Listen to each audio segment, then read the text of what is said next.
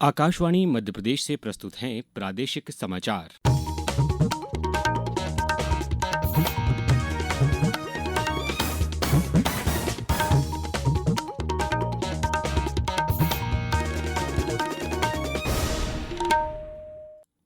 नमस्कार, समाचारों के साथ मैं अभिषेक कटियार। सबसे पहले इस बुलेटिन के मुख्य समाचार।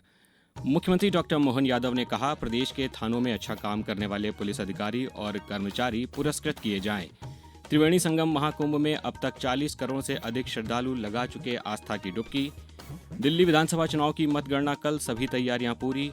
और ताप्ती बेसिन मेगा रिचार्ज योजना को लेकर महाराष्ट्र सरकार से चर्चा करेंगे मुख्यमंत्री ने की बैठक। अब समाचार विस्तार से। मुख्यमंत्री डॉक्टर मोहन यादव ने आज भोपाल में भारतीय पुलिस सेवा समागम आईपीएस मीट का शुभारंभ किया। इस अवसर पर उन्होंने कहा कि पुलिस बल के प्रोत्साहन के लिए प्रदेश के थानों में अच्छा काम करने वाले पुलिस अधिकारी और कर्मचारी को भी पुरस्कृत करने की परंपरा प्रारंभ की जानी चाहिए। उन्होंने पुलिस महानिदेशक से कहा कि वे कार्य प्रदर्शन के आधार पर प्रदेश के थानों का जिला, संभाग एवं राज्य स्तर पर ग्रेडेशन करें और अच्छा काम करने वाले पुलिस अधिकारी एवं कर्मचारियों को पुरस्कृत भी करें। इससे जनता के बीच प्रदेश और पुलिस की साख बढ़ेगी। उन्होंने कहा कि आईपीएस सर्विस मीट सिर्फ एक समागम न होकर एक प्रशिक्षण कार्यशाला के रूप में ली जानी चाहिए। तो पुलिस में हम बैठे तो जो हमको पावर मिला है, मूलतः वो सबका पावर है और सबके पावर के लिए हम अपने इस अधिकार का जैसे जैसे सदुपयोग कर पाए तो सच्चे अर्थ में पुलिसिंग करें, क्योंकि पुलिसिंग डंडे से नहीं होती। और जिस स्थान पर हम बैठे, हमारी कठिनाई है कि हमको अनुशासन का पालन भी कराना है, हमारी दक्षता भी दिखाना है, लेकिन दक्षता में संवेदनशीलता भी दिखाना है। हमको इस बात का एहसास करना ही पड़ेगा। मुख्यमंत्री डॉक्टर यादव ने कहा कि सरकार पुलिस बल को सर्व संसाधन युक्त कर अत्याधुनिक तकनीक से सुसज्जित करने के लिए प्रयासरत है। टीकमगढ़ जिले के बमोरी कला थाने को केंद्रीय गृह मंत्रालय द्वारा सर्वश्रेष्ठ थानों की सूची में चिन्हित किया गया है। मुख्यमंत्री डॉक्टर यादव ने पुलिस अधीक्षक टीकमगढ़ और थाना प्रभारी बमोरी कला सुश्री रश्मि जैन को इसके लिए सम्मानित किया। त्रिवेणी संगम महाकुंभ में अब तक 40 करोड़ से अधिक श्रद्धालु आस्था की डुबकी लगा चुके हैं। प्रयागराज में मकर संक्रांति, मौनी अमावस्या और बसंत पंचमी पर 3 अमृत स्नान के बाद भी श्रद्धालुओं का उत्साह बरकरार है। 13 जनवरी से शुरू हुआ महाकुंभ 26 फरवरी तक चलेगा। महाकुंभ में अभी 19 दिन बाकी हैं। ऐसे में उत्तर प्रदेश सरकार को उम्मीद है कि स्नान करने वालों की संख्या 50 करोड़ से अधिक हो सकती है। राष्ट्रपति द्रौपदी मुर्मू भी 10 फरवरी को त्रिवेणी संगम में पवित्र अनुष्ठान में भाग लेने के लिए प्रयागराज आ सकती हैं। दिल्ली विधानसभा चुनाव की मतगणना कल होगी। इसके लिए सभी तैयारियां पूर्ण कर ली गई हैं। दिल्ली की मुख्य चुनाव अधिकारी आर एलिस वाज ने बताया कि 70 विधानसभा निर्वाचन क्षेत्रों के फॉर्म 17C सहित चुनावी दस्तावेजों की जांच हो गई है। उन्होंने कहा कि जांच प्रक्रिया के दौरान किसी भी उम्मीदवार ने कोई शिकायत नहीं की। इलेक्ट्रॉनिक वोटिंग मशीनों ईवीएम को आयोग और पुलिस अधिकारियों की कड़ी निगरानी में स्ट्रांग रूम में रखा गया है। मतगणना के लिए दिल्ली के 11 जिलों में 19 केंद्र बनाए गए हैं और करीब 12,000 कर्मचारियों को मतगणना कार्य में लगाया गया है।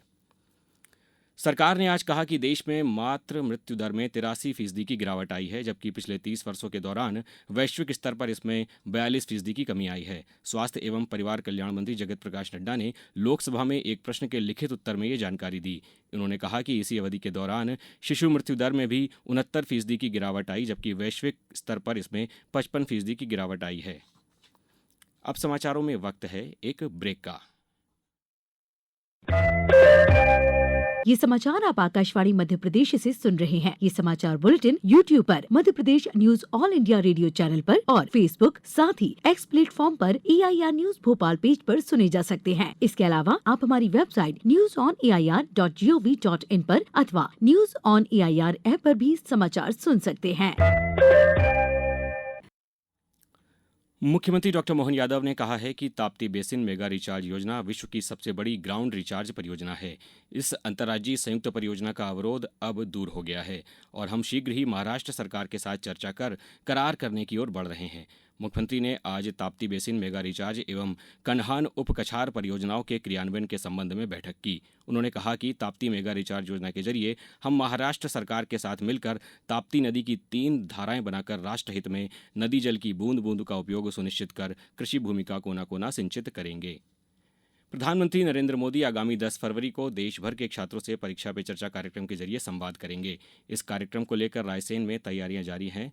रायसेन के पीएम श्री केंद्रीय विद्यालय के विद्यार्थियों में जोरदार उत्साह देखा जा रहा है।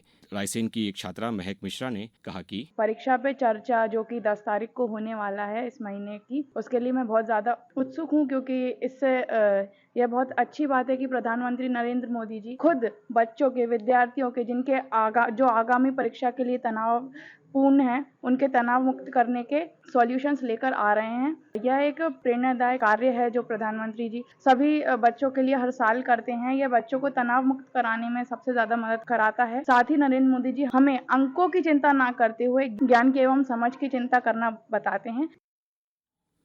केंद्रीय कृषि और किसान कल्याण मंत्री शिवराज सिंह चौहान ने आज राज्यसभा में प्रश्नकाल के दौरान कृषि संबंधी सवालों के जवाब दिए। उन्होंने ई नाम पोर्टल, एफपीओ और एमएसपी सहित किसान कल्याण की योजनाओं की जानकारी देते हुए बताया कि एक राष्ट्र एक बाजार की अवधारणा को लेकर ये कृषि उपज मंडियों को डिजिटल माध्यम से जोड़ता है, ताकि जहां किसान को उच्चतम मूल्य मिले और उच्चतम बोली लगे, वहां वो अपनी फसल बेच पाए। इनाम मोबाइल ऐप के माध्यम से किसान अपनी उपज के ढेर को चारों दिशाओं से फोटो खींच के पोर्टल पर डाल सकता है, जिसे खरीदार बोली लगाने के पहले देख सकते हैं कि कैसा है। इनाम ऐप के माध्यम से किसान अपनी उपज का लाट बना के अपने घर से ही अग्रिम पंजीकरण कर सकता है। आकाशवाणी की महानिदेशक डॉक्टर प्रज्ञा पालीवाल गौड़ ने आज प्रयागराज के महाकुंभ में आकाशवाणी के कैंप कार्यालय का दौरा किया। इस दौरान उन्होंने आकाशवाणी के अधिकारियों और कर्मचारियों से बातचीत की और महाकुंभ के व्यापक कवरेज के लिए की गई व्यवस्था की समीक्षा की। आकाशवाणी ने 10 जनवरी को कुंभवाणी की शुरुआत की थी। इस कार्यक्रम को 103.5 megahertz frequency, news on AIR app और ओटीटी वेव्स पर सुना जा सकता है। मध्य प्रदेश में एक बार फिर सर्द हवाएं चलने लगी हैं। आज राजधानी भोपाल सहित प्रदेश के कई हिस्सों में ठिठुरन रही। भोपाल, इंदौर, उज्जैन, ग्वालियर और जबलपुर में पारा नीचे आया है। फरवरी में पहली बार दिन का तापमान 22 डिग्री सेल्सियस के नीचे आ गया। अब कुछ समाचार संक्षेप में। राज्य विधानसभा के बजट सत्र की कार्यवाही अवधि का समय और बढ़ाने को लेकर नेता प्रतिपक्ष उमंग सिंघार ने राजभवन में कांग्रेस विधायकों के साथ राज्यपाल मंगूभाई पटेल से मुलाकात की। शिवपुरी के पीएम श्री केंद्रीय विद्यालय आईटीपीपी केंद्र पर आज मिनी स्पोर्ट्स डे मनाया गया, जिस अवसर पर बच्चों के लिए अनेक प्रतियोगिताएं आयोजित की गईं। दक्षिण पूर्व मध्य रेलवे के सिकंदराबाद डिवीजन में खम्मम स्टेशन पर मरम्मत कार्य के चलते दोनों ओर की गोरखपुर एक्सप्रेस 2 दिन तक रद्द रहेगी। वहीं 4 ट्रेनों को डाइवर्टेड रूट से चलाया जाएगा। खंडवा के प्रधानमंत्री कॉलेज ऑफ एक्सीलेंस में आज आईक्यूएसी के तहत स्वयं course registration and insurance of certificate विषय पर 1 दिवसीय कार्यशाला का आयोजन किया गया। शहडोल संभाग के आदिवासी बाहुल्य क्षेत्र में भूमि विक्रय पर लगी रोक कमिश्नर सुरभि गुप्ता ने हटा दी है। झाबुआ जिले में निशक्त विवाह प्रोत्साहन योजना के तहत 7 दिव्यांग दंपतियों द्वारा आवेदन प्रस्तुत करने पर प्रोत्साहन राशि स्वीकृत की गई। और जबलपुर में खाद्य पदार्थों की बर्बादी को रोकने के लिए राज्य शासन के पर्यावरण नियोजन और समन्वय संगठन एप्को, WRI इंडिया, जिला प्रशासन तथा जबलपुर नगर निगम ने मिलकर एक विशेष अभियान की शुरुआत की है। समाचार बुलेटिन में बस इतना ही। नमस्कार।